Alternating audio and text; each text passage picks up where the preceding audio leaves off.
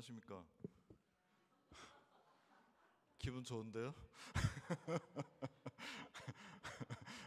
야, 너네만 에코 쓰냐?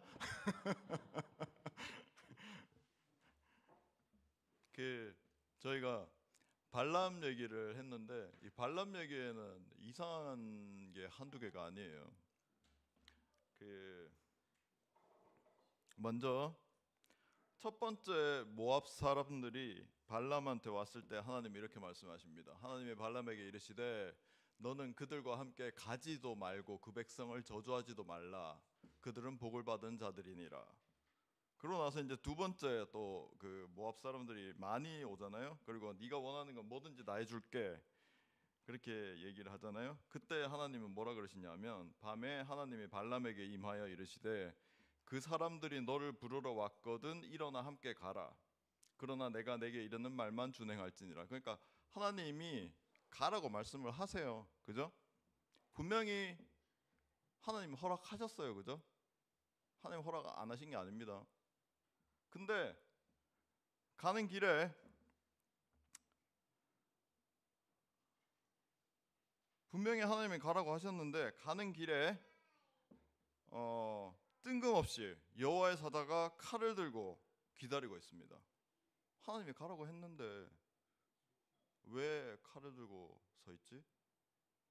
허락했는데 왜 죽이려고 했죠?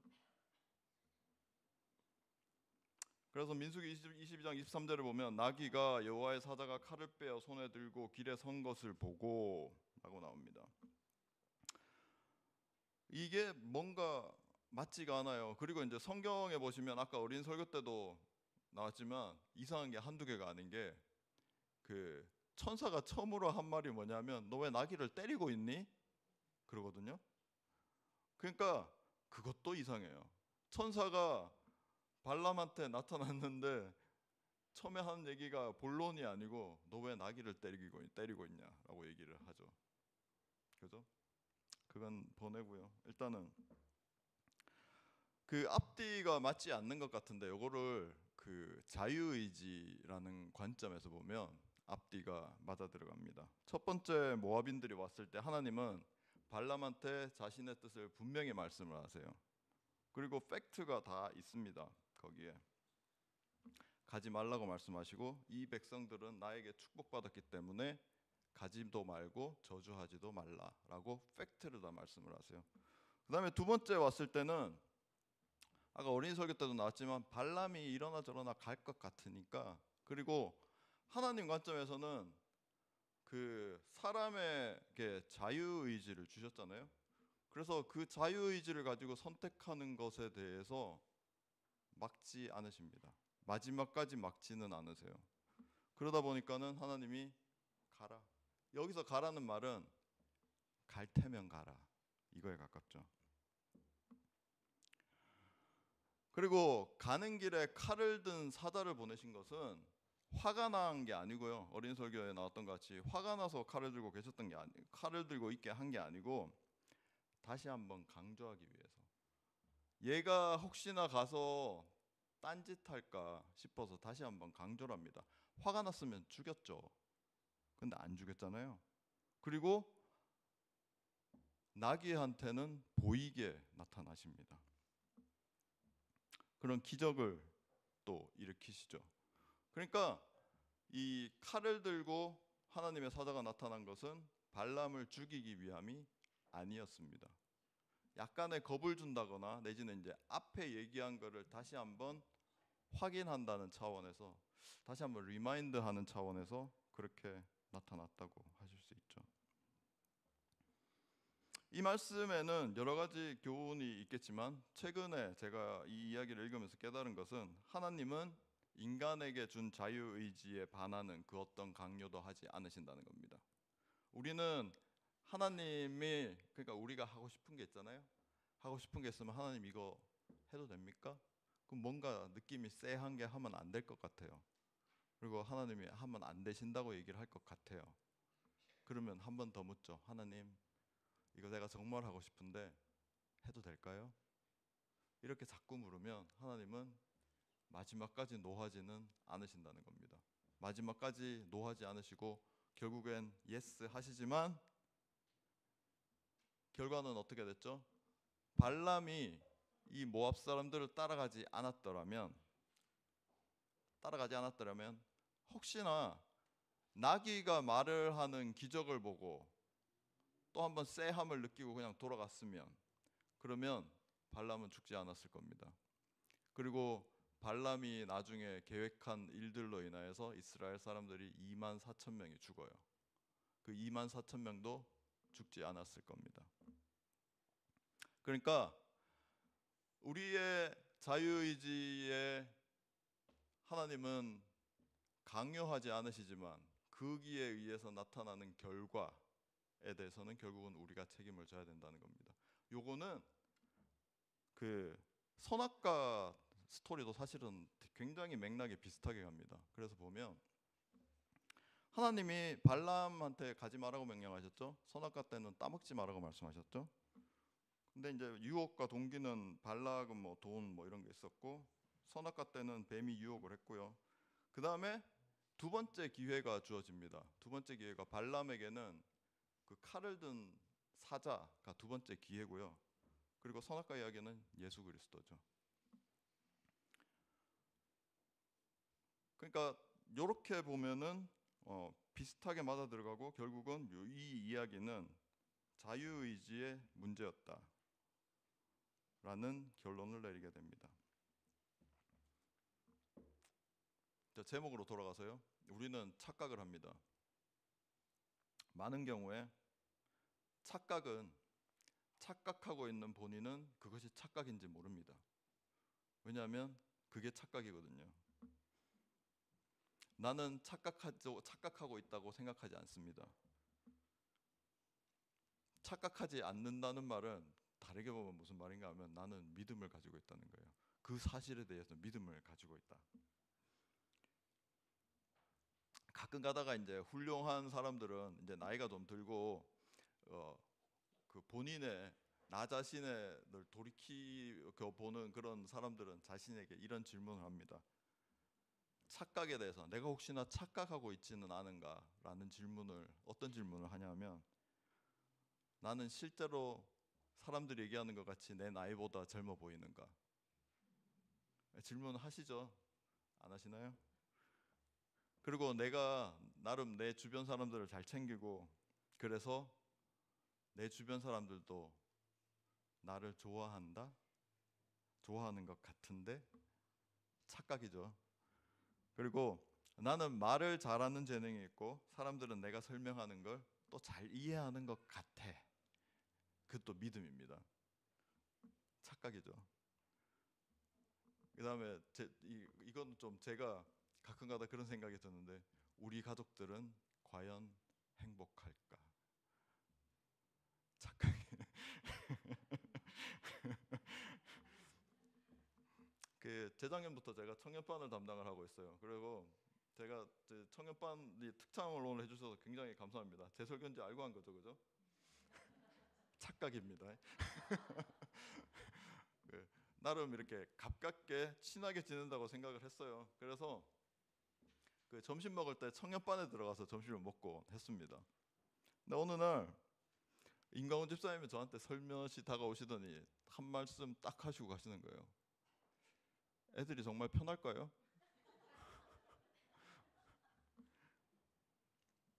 그때서야 비로소 제가 무슨 생각이 들었냐면 20대의 나가 부모님 또래 누군가 아무리 그 사람이 나와 거리감 없이 편하게 대해 준다고 하더라도 내 부모님 나이 또래 누군가가 와서 자꾸 같이 있으려고 한다. 불편하겠는데? 비로소 팩트를 볼 수 있는 눈이 생겼어요. 제가 그전에는 믿음이 있었습니다. 제가 그건 착각이었어요. 그래서 그 다음부터는 어르신들이랑 같이 식사를 합니다. 청년들에게는 자유를. 오늘은 그래서 착각이라는 주제로 이야기를 시작했지만 진짜 이야기는 자유의지에 대한 이야기입니다. 그래서 다음 세 가지 질문에 대해서 한번 생각해 보려고 합니다. 첫 번째, 하나님은 왜 인간에게 자유의지를 주셨는가?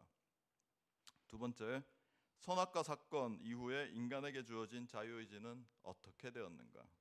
세 번째, 자유의지를 가진 우리는 이미 자유로운데 왜 성경은 자꾸 자유를 얻으라고 말하는가? 첫 번째, 왜 하나님은 인간에게 자유의지를 주셨는가? 이거 이제 실질적인 그거로 넘어가기 전에 이제 철학적인 관점에서 먼저 한번 보겠습니다. 이 사람이 누군가 하면 장 폴 샤르트르라는 사람인데요. 프랑스 사람이겠죠. 이 사람이 사랑에 대해서 뭐라고 얘기했냐면, 그러니까 사랑하면 왜 자유를 주어야 하는가에 대한 지금은 내용입니다. 샤르트르는 인간을 자유에 저주받은 존재라고 했습니다. 그래서 사랑에 대해서도 마찬가지로 우리는 상대를 소유하고 싶어 하지만 동시에 그 사람의 자유를 인정해야 한다 라고 얘기했습니다. 그래서 진정한 사랑은 상대의 자유를 존중하는 것이지만 그 과정에서 우리는 스스로의 선택을 제한하게 됩니다. 상대방한테 자유를 준다는 것은 곧 나 자신을 제한하는 것이다. 그래서 사랑은 곧 자발적인 속박이다. 뭔가 멋있지 않습니까? 그래서 여기 요 말도 합니다. 나는 너를 자유롭게 두기 위해서 나 자신을 제한한다. 멋있죠? 철학하는 사람들은 이렇게 멋있는 말들을, 똑같은 말을 해도 이렇게 멋있게 말을 할 수 있어요. 그죠? 약간 현실적으로 돌아가서 실제로 우리가 사랑했던 날들을 한번 돌이켜 보시면, 옛날에, 현재 말고 옛날에, 그러면 어린 시절의 사랑은 한번 돌이켜 보세요. 어린 시절의 사랑은 서로가 서로를 소유하려고 하는 게 되게 강해요. 그러다 보니까는 내가 원하는 대로 이 사람이 좀 해줬으면 좋겠고, 그러니까 누군가를 사랑하지만 결국은 그 포커스는 나에게 있습니다. 그러다 보니까 아주 사소한 거에 대해서도 기분 나빠지고 질투하고 그리고 삐치고 그럽니다. 그러다가 이제 연륜이 어느 정도 쌓이고 세상이 그렇게 만만치 않다는 사실도 알고 사랑이 그런 게 아니다라는 것도 좀 깨닫고 나면, 그러면 사랑은 구속이 아니고 자유를 주되 그 사람을 믿어주는 것이다 라는 걸 깨닫게 되죠. 성경에서도 아주 쉽게 우리가 다 알고 있는 성경절이 있습니다. 고린도전서 13장. 사랑은, 여기 보세요.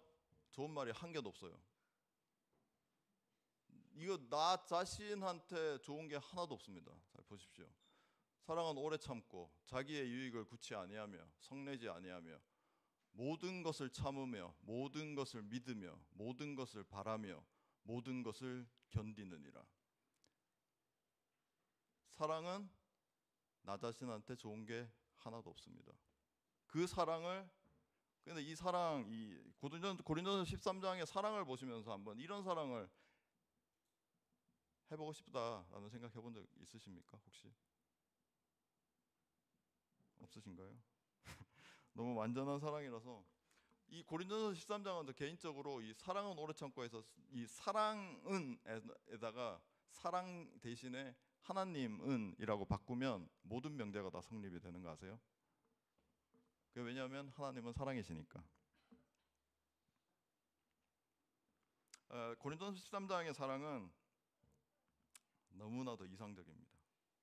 동시에 앞에 그 실존주의 철학에서 언급했던 그 샤르트르 언급했던 것과 마찬가지로 이 사랑은 정말로 힘듭니다.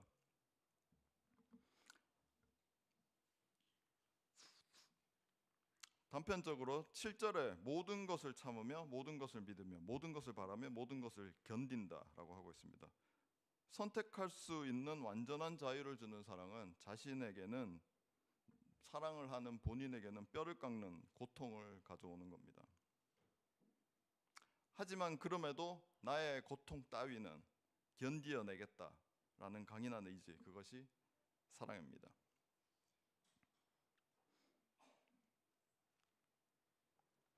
그다음에 하나님은 왜 인간에게 자유의지를 주셨는가? 두 번째, 자유의지를 통해서 인간은 선과 악을 선택할 수 있는 능력을 갖게 됩니다. 그래서 인간이 도덕적 존재로서 책임을 지고 자신의 선택에 따라서 삶을 살아갈 수 있게 됩니다. 하나님은 인간이 자율적으로 올바른 길을 택하고 하나님을 택하고 그 선택을 통해서 성장해 나가기를 원하셨어요. 그리고 태초에 아담과 하와가 창조되었을 때 인간에게 하나님을 순종할 것인가 불순종할 것인가 라는 시험이 주어지게 되죠. 그리고 인간은 하나님한테 불순종하기로 결정을 하게 되고 우리가 지금 이 자리에 앉아 있게 됐죠. 이 부분에 대해서는 뒷부분에 좀 더 자세하게 살펴보도록 하겠습니다. 선악과 사건 이후에 인간에게 주어진 자유의지는 어떻게 되었는가, 거기에 좀 더 디테일하게 보고요. 그 다음에 세 번째는 하나님은 인간을 만드실 때 하나님의 형상대로 만드셨어요. 이 형상은 단순히 생긴 것만 뜻하는 게 아니고 모든 면에서 인간은 하나님을 닮게 만들어졌습니다. 하나님이 자유로운 존재이기 때문에 인간은 자유롭게 만들어졌습니다. 이외에도 뭐 찾아보면 여러 가지가 있지만 위에 세 가지가 거의 다른 내용들을 커버를 하는 것 같더라고요. 그래서 세 가지만 말씀을 드리겠습니다. 그럼 두 번째, 선악과 사건 이후에 인간에게 주어진 자유의지는 어떻게 되었는가?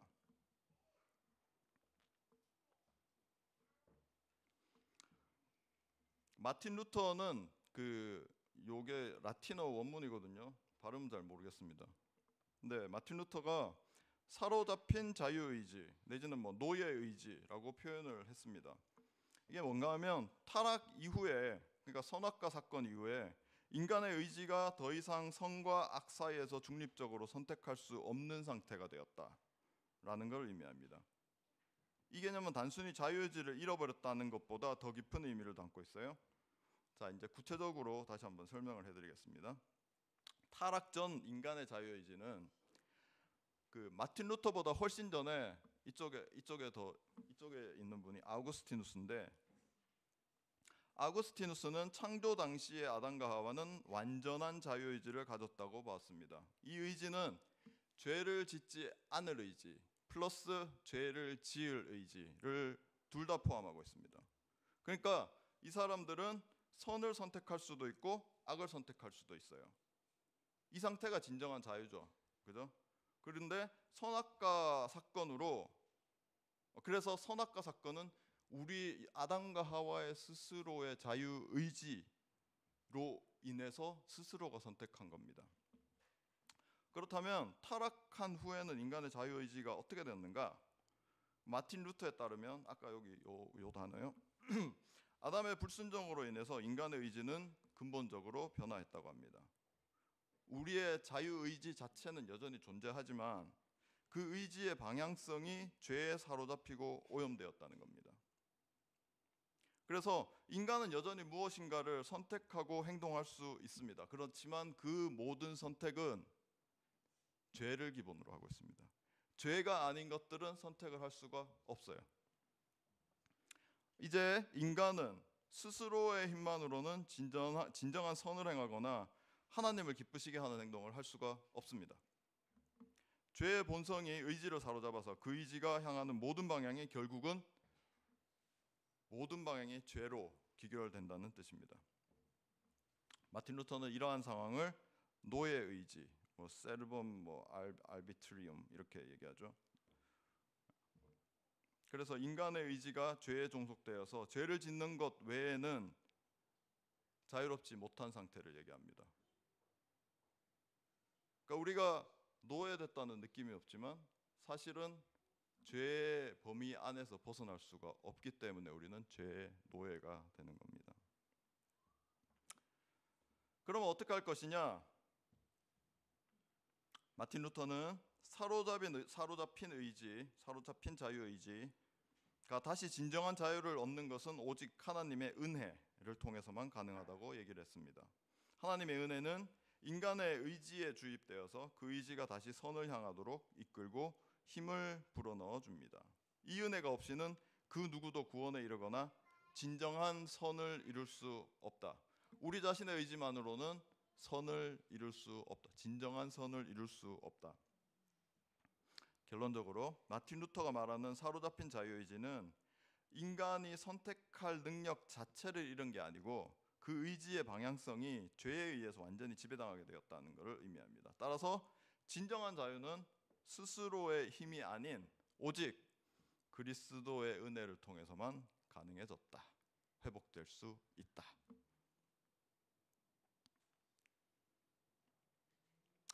그 선악과 사건을 가지고 약간 이런 질문을 할 수 있어요.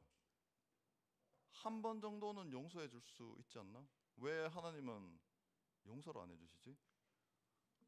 그죠?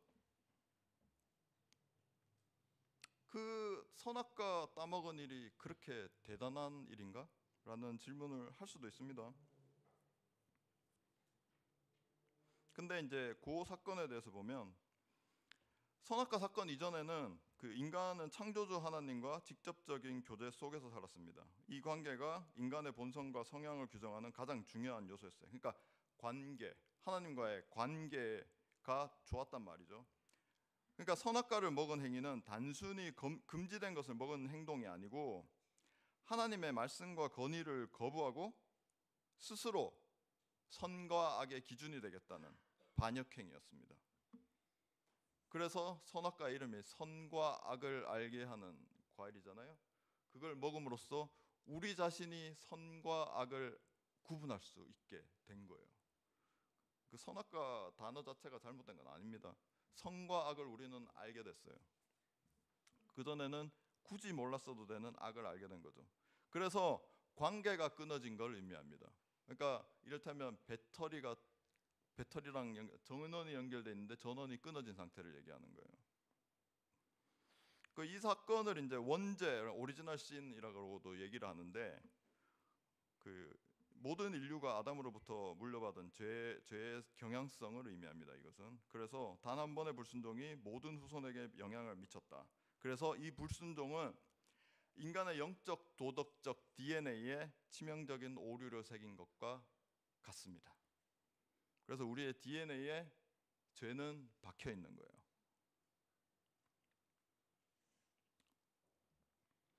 근데 하나님은 기본적으로 강제적인 충성을 기뻐하지 않으십니다. 이거는 각시대 대쟁투 있는 말씀이에요. 그분께서는 모든 사람에게 의지의 자유를 허락하셔서 그들이 주님께 자발적으로 봉사를 할 수 있게 하십니다. 이 엘렌 화이트의 글에서 볼 수 있듯이 하나님은 강압적인 복종을 원하지 않으셨습니다. 그런데 아담과 하와의 불순종은 자유의지의 남용이 초래할 수 있는 가장 극단적이고 치명적인 결과를 보여주는 사건이었습니다. 피조물이 창조주를 거부하고 스스로의 독립을 선언한 근원적인 반역이었습니다. 그게 되게 좀 큰 거죠. 아까 제가 설명드린 것 같이 말씀드렸는데 하나님은 사랑이신데 한 번 정도 실수는 눈 감아 줄 수도 있는 거 아닌가, 용서해 줄 수도 있는가라는 의문을 가지고 계신 분들이 있을 수 있어요. 저희 교회에 다니시는 분들은 아니지만 밖에서는 그런 질문을 할 수 있습니다. 그래서 예수 그리스도를 보내고 지금 우리가 교회를 다니고 있고 그 모든 프로세스가 사실은 하나님의 용서의 프로세스예요. 그죠? 우리는 다 이 사실을 알고 있습니다. 이제 세 번째, 자유의지를 가진 우리는 이미 자유로운데 성경은 왜 자꾸 자유를 얻으라고 말하는가? 우리에게는 자유의지가 있습니다. 분명히 있습니다. 매사에 선택을 하고 자유롭다고 우리는 말할 수 있습니다. 그런데 성경은 우리를 자유가 없는 사람 취급을 합니다. 요한복음 8장 36절에 너희가 참으로 아들이 너희를 자유롭게 하면 너희가 참으로 자유로워지리라. 갈라디아서 5장 1절에는 종의 멍에를 매지 말라. 다시는 종의 멍에를 매지 말라. 우리가 종이라는 말이잖아요. 그러니까 우리는 종이라는 얘기를 합니다. 왜 성경은 우리가 죄의 종이라고 얘기하고 자유가 없다고 얘기를 하는 걸까요? 앞에서 설명한 게 어느 정도 설명이 되는데요. 우리는 선을 선택할 자유가 없기 때문에, 죄를 선택할 자유밖에 없기 때문에 하나님 관점에서는 우리는 죄의 노예인 겁니다. 요거를 좀 다른 관점으로 설명을 해드릴게요. 우리가 죄를 지으면 어디 가죠? 그냥 밖에적으로 법을 어기면 벌금을 낼 수도 있지만 감옥에 갈 수 있죠. 감옥에 사는 게 안 좋나요? 왜 안 좋아요? 그거 가면 밥도 주고 일도 안 해도 되는데 밥도 주고 재워주고 안 좋을 게 없잖아요. 그다지 안 좋을 게 없어 보여요. 근데 사람들은 감옥 가기를 싫어합니다. 그거를 여기 감옥 가보신 분 계신가요? 하지만 여기 앉아있는 대부분의 남자분들은 감옥과 비슷한 상황을 경험을 하셨습니다. 군대 가면 그 되게 좋아요. 일단 생각해 보세요. 잘 때 자라 그러고 먹을 때 되면 밥 주고 심지어는 보급도 다 나와요. 뭐 옷 주고 막 신발 주고 다 나옵니다. 물론 훈련 뛰어야 됩니다. 훈련 뛰는 건 조금 안 좋아요. 근데 삶의 질 자체를 보면 그렇게 나쁘지 않습니다. 하지만 군대를 가면은 그 첫날부터 우린 뭐 하냐면 저녁까지 며칠 남았냐를 카운트를 시작해요. 그게 왜 그렇습니까? 군대 갔다 오신 분, 남자분 왜 그렇습니까? 자유가 없어서 그래요. 처음에는 자유가 없는 게 힘들다는 생각을 못 합니다. 왜냐하면 외부적으로 너무 힘들거든요. 고참들이 갈구죠, 두들고 패죠. 옆에서 내가 안 맞더라도 옆에서 두들고 맞는 거 보죠. 그 스트레스가 엄청나거든요. 그리고 뭐 해야 되는 일도 너무너무 많고, 왜냐하면 고참들 안 하는 일 그 밑에 사람들이 다 해야 되니까. 처음에는 되게 힘들다가 한 상병 1년 정도 지나고 한 절반 정도 지나고 나서부터는 본격적으로 무슨 생각이 드냐면 힘들다. 군 생활이 정말 힘들다라는 생각이 들기 시작합니다. 그게 처음에 한 1년 동안은 물론 그때 탈행하는 사람들도 많지만 그때는 처음에 한 1년 동안은 정신없어요. 진짜 정신없어서 적응하는데 바쁘고 그 다음에는 아무튼 정신없이 지나가고 나서 조금 여유가 생기면 군 생활이 정말 힘들어지기 시작해요. 뭐가 힘드냐면 자유가 없다는 게 힘듭니다. 그리고 또 재밌는 게 군대에 그렇게 있다가 제대를 하잖아요. 제대를 하면 되게 이상합니다. 느낌이. 뭐가 이상한가 하면 아무 데나 갈 수 있다는 거. 아무한테도 얘기하지 않고 그냥 가면 된다는 거. 그냥 예, 되게 느낌이 이상합니다. 그거가 이상하지 않다라는 거를 적응하는 데까지 한 일주일 이상 걸립니다. 근데 잘 보세요. 우리가 군대 안에 있을 때 우리는 자유가 있습니까? 없습니까? 자유로워요. 안에서 할 거 다 합니다. 일과 시간 지나면 어차피 나 하고 싶은 거 다 해요. 더군다나 요새 그 지휘관들이 장병들의 복지에 신경 쓰는 지휘관들이 많아서 막 노래방도 있고 당구장도 있고 탁구대도 있고 좋습니다. 아주 엔터테인먼트가. 그래서 일과 시간이 끝나면 다 해요. PX 가서 맛있는 것도 싼 값에 사 먹습니다. 그런데도 불구하고 그 자유가 없음에 그게 되게 힘들다는 걸 시간이 지나면 지날수록, 그리고 나중에 말년돼 가지고 막 30일, 29일 막 이럴 때는 정말 미쳐버릴 것 같아요.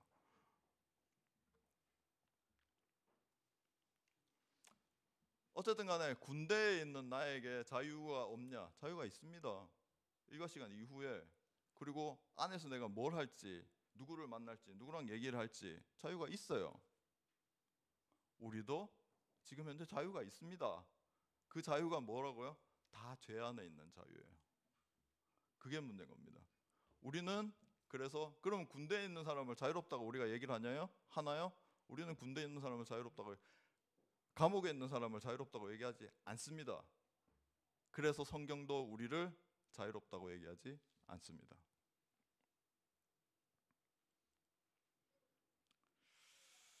시간이 많이 지나서 결론으로 가겠습니다.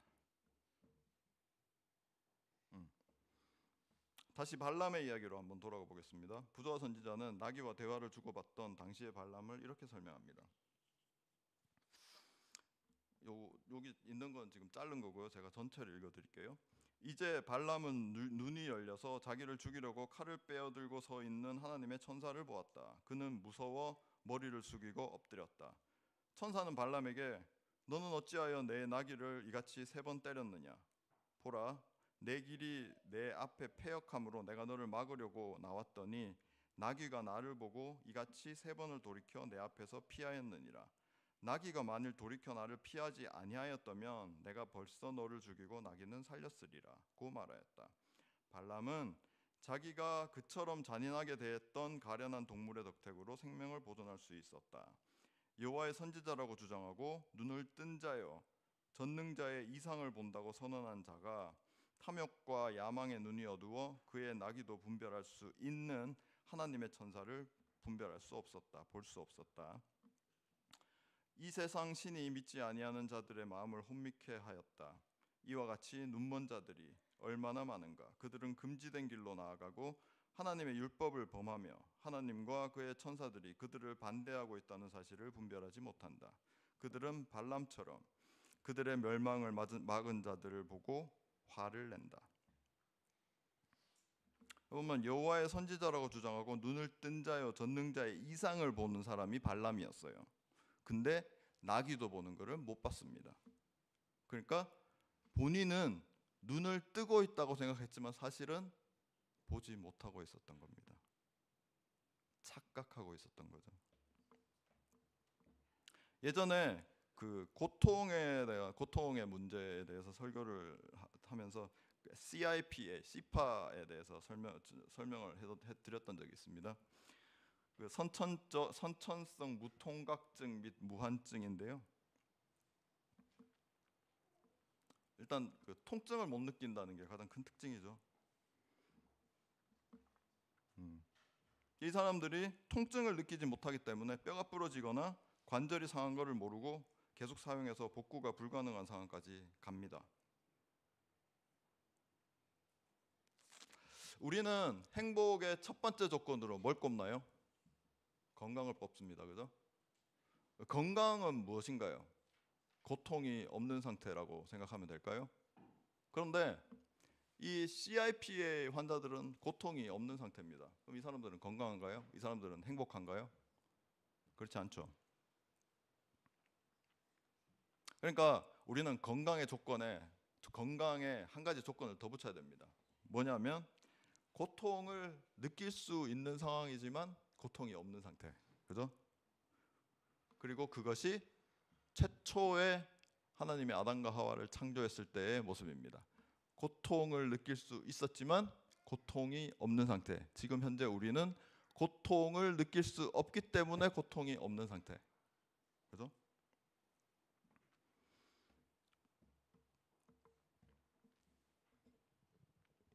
그래서 우리는 단순히 우리에게 고통이 없기 때문에 우리는 건강하다고 착각하고 살고 있습니다.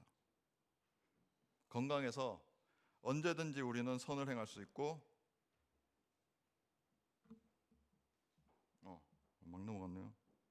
언제든지 우리는 선을 행할 수 있고 또한 매사에 가능한 올바른 선택을 행하면서 살아가고 있다고 자부합니다. 이거 이제 CIPA 환자의 모습이고요. 하지만 로마서 3장 10절에서 12절은 이렇게 말씀하고 있습니다. 의인은 없나니 하나도 없으며 선을 행하는 자는 없나니 하나도 없도다.